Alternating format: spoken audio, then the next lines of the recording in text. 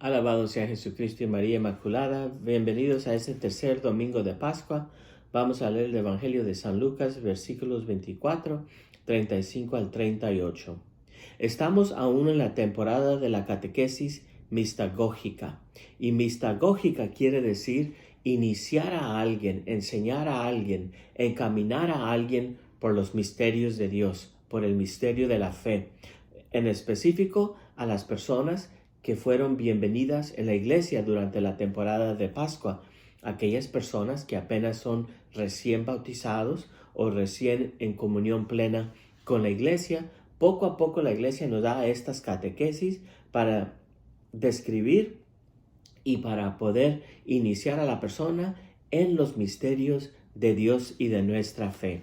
En las enseñanzas de la iglesia que se revelan el misterio oculto de experimentar los sacramentos de iniciación recibidos o renovados durante la Pascua. La primera frase del Evangelio contextualiza los temas de hoy. Lo reconocieron en el compartir el pan, en el partir del pan. Como los primeros discípulos, también nosotros lo reconocemos en la fracción del pan. Pero ¿a quién reconocemos y qué exige de nosotros este reconocimiento? No podemos quedarnos igual. ¿Quién es Él? ¿A quién reconocen? Jesús está situado en el corazón de las tradiciones más queridas de Israel. Él es el siervo de Dios de los primeros antepasados, de los patriarcas. El Mesías tan esperado. Él es el sufridor inocente. Él es aquel que el sirviente que sufre, del cual nos hablan las tradiciones proféticas, especialmente el profeta Isaías. Es una persona real, arraigada en la historia religiosa de un pueblo muy real, muy verdadero. Él es el cumplimiento de sus aspiraciones más profundas. Jesús es el cumplimiento de su pueblo Israel, que Dios les ha prometido un Mesías, y este es el Mesías. Él es el Mesías esperado, no siempre comprendido, pero esperado. Él es quien el pueblo ha anhelado por tanto tiempo. Cuando los discípulos que estaban arraigados en estas tradiciones reconocieron al Señor resucitado al partir el pan, sus ojos se abrieron al significado de esta grande herencia que tienen. Entonces reconocieron todo aquello que las Escrituras habían hablado de Jesús. Y así también nosotros, cuando nosotros nos sentamos a partir el pan, también debemos de estar abiertos a reconocer todos los misterios, no solamente de Jesús como el prometido Mesías, sino como el Hijo de Dios que está presente entre nosotros ya por 2000 años de nuestra iglesia. Para las personas de ese tiempo y para nosotros, la comida sacramental, esta comida sacramental es una ocasión de catequesis mistagógica, o sea, una ocasión para abrirnos al misterio de Dios. Cuando nos reunimos alrededor de la mesa para la misma comida sacramental, también nosotros encontramos al Señor resucitado. Allí se nos abren las tradiciones sagradas de nuestra propia herencia religiosa como católicos y cristianos. Y también nosotros podemos reconocerlo en las tradiciones y en la fracción del pan. Pero ¿qué se requiere de nosotros? ¿Qué se necesita?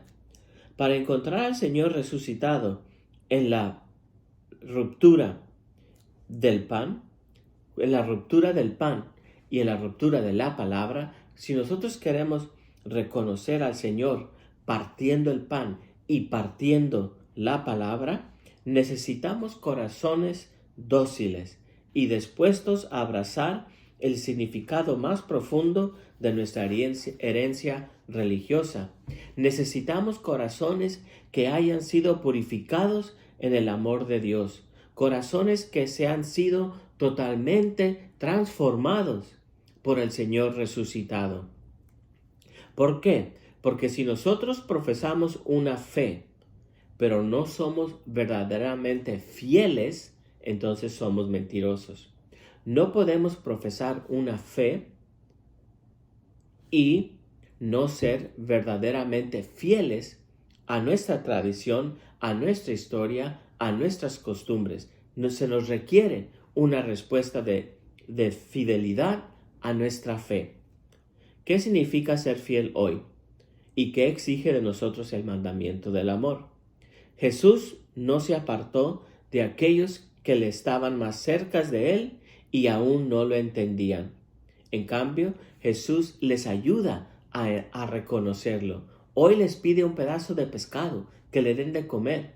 Les quiere mostrar que es verdaderamente Él. No los desecha, no los manda, no se deshace de ellos porque no entienden, sino que hace todo lo posible para ayudarles a entender.